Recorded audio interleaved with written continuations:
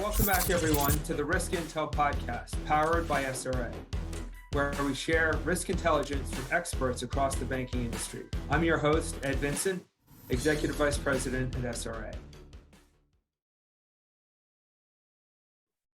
Hello, welcome to the Risk Intel podcast. Joining me today is Laura Kornhauser, who is the CEO and co-founder of Stratyfy. Laura, welcome. So happy to be here. Thank you.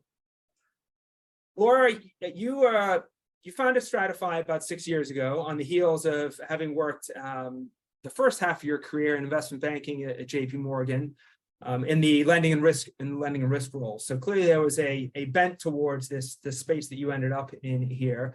But after that, then you moved into the fintech space. Before we kind of jump into our topic for the day, perhaps you could just give us a little bit of background as to what drove you to make that transition into the fintech space and what was the catalyst for you to set up Stratyfy. Absolutely. So while at JP Morgan, we had, I'll say, just a few regulations that we had to comply with as a bank of that size. And even as a bank of that size and with all the resources we had at our disposal, we struggled at certain times to get the right technology that we needed to comply with the changing regulatory environment. I saw this as a huge opportunity to work at the intersection of finance and technology, particularly focused on regulated use cases, and had entrepreneurial hopes and dreams fueled by the fact that my parents are entrepreneurs, and decided, why not step off what was a great career at JP Morgan and go off to start a company. And I was very fortunate to meet my co-founder, Dimitri, around that time.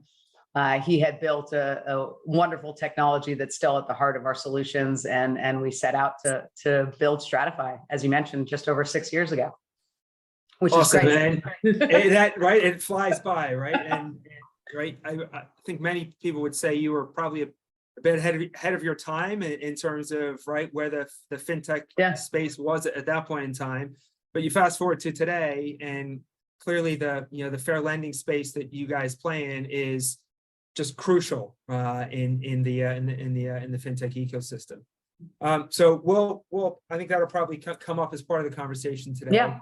But one of the topics that we had talked a little bit about in preparing for the conversation today was the BISG landscape. And so why don't you realizing that we've got an audience of varying levels of experience and expertise here, give us a little bit of background as to what BISG is and what caught your attention there and why it was an area that you wanted to focus on. Absolutely. First, as always, important in finance to define acronyms. So BISG stands for Bayesian Improved Surname Geocoding. That's the last time I'll say that full mouthful. I'm not going to repeat that back to you. We'll leave that as is. All right. And so we know what it is. What does it mean? Yeah, what does it mean? It's the process by which you can infer protected class information if you don't have access to that information. And more specifically, you take the inputs of someone's surname and their address, put it into this algorithm that was developed by Rand, and the output you get is race and ethnicity with certain probabilities. So I think it's also important to note that the output of this is not you are race, ethnicity, Y. It is you are Y, X, Y, Z with probability ABC. That is the output of this methodology. And why it's so important is because lenders have to do fair lending testing across different credit products. It's required. But for non-mortgage products, they don't have access to that information. Actually, it's illegal for them to collect that information. So how do you then test to ensure that you're not violating fair lending laws and that your lending practices are fair when you don't know the race or ethnicity of a certain applicant? Enter BISG.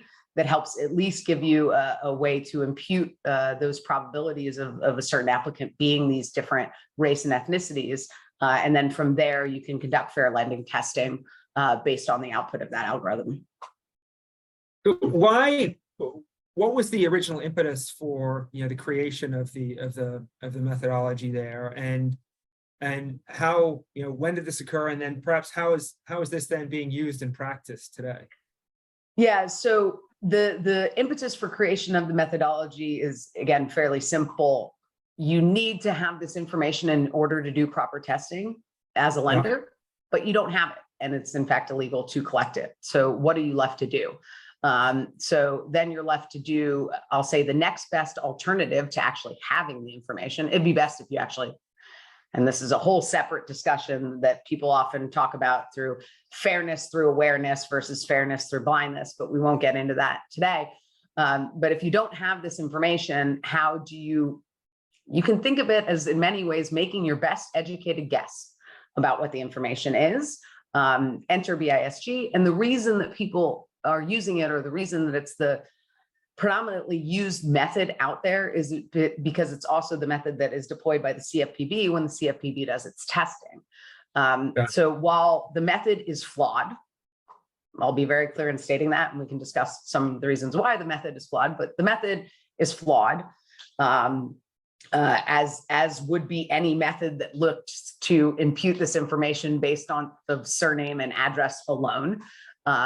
But it is the methodology that is used by the regulators in testing. So we find that it's common practice out there amongst lenders to deploy this same methodology when conducting their fair lending testing. Yeah, so I think you have to unpack that a little bit, right? Yeah. It's imperfect. Yeah. But right, it's required. It is the best available, if you will, approach, or even if you want to debate that, it's what the regulators are using. And so when they come in and evaluate your portfolio, then this is the methodology they're going to use, and that's the standard they're holding you up against. Absolutely, absolutely. And reasons that it's imperfect, I probably can't state it any better than Kathy O'Neill, who's the author of Weapons of Math Destruction, just so everybody caught that, which is a very great name for a book, and also a very fantastic book. But the reasons it's imperfect is people marry people of other races and ethnicities. There are common names between different races and ethnicities. People live in diverse neighborhoods. For all of these reasons, matching to census tract information that you get off of an address and surname is imperfect. But as you correctly stated, it is. Some would argue it is not the best thing that's available out there. There are other methods. But fair enough. Going to your point, it is the method that the CFPB has spoken publicly about using themselves. So, we find that lenders are most comfortable then deploying that methodology to ensure that they are matching the way that the fair lending will be evaluated by the regulators. That makes sense. I'm going to ask you here to kind of bring this back full circle to the Stratyfy journey that you're on. Yeah. Because presumably, right, given that you are working in this fair lending space, this is a methodology that you've considered, if not even utilized in some of your solutions. Is that fair? Absolutely. In our unbiased product that automates fair lending testing, one of the options that a lender can choose is to impute protected class. And BISG is one of the methodologies that we utilize for that imputation. Yeah. Terrific. Yeah. What have we missed here? I think I certainly feel like this is not an area that I had any experience in, but this is a great primer. Is there anything that else that people should know and be aware of in the BISG space? Yeah, I would say that both that imputation is not easy to do. Yeah. And then in particular, taking the output of BISG and using it correctly is not easy to do. As I mentioned earlier, it tells you your, race or ethnicity is XYZ with probability ABC. Then what do you take that information? How do you take that information and how do you factor that into the bias testing that you're doing or the fair lending risk areas that you're evaluating?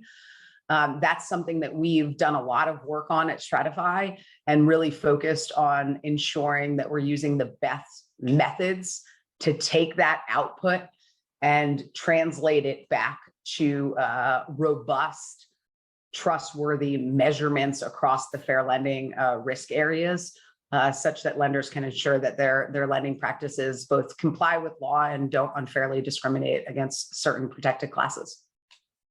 Got it. So that's a great point. That BISG is not an end state. That's the beginning, if you will, Correct. right? From Correct. there, it's what you do with it and how you use it, and making sure that there's follow through. Yeah. After you have used this to get the results, and as you said, right, then there's the probability question, and because Yeah. it's not a direct answer either. So there's a lot more after that. Absolutely. And the regulators have made it very clear, and in particular, I would say with recent announcements out of the CFPB and other regulators, that this type of testing needs to be done by lenders, and it needs to be done on a frequent and proactive basis. And that's not an easy thing to do. This is part of the reason that we built the unbiased product, is to help alleviate the time and resource constraint that these requirements from the regulators put on lenders. Terrific. All right, Laura. Well, thank you very much for walking us through BISG, giving us a little bit of the Stratyfy story as well. And we certainly would encourage any of our listeners and viewers to reach out to Laura directly if you'd like to dig into this area in more detail. Laura, thanks again. We appreciate it. Thank you so much. Appreciate the opportunity.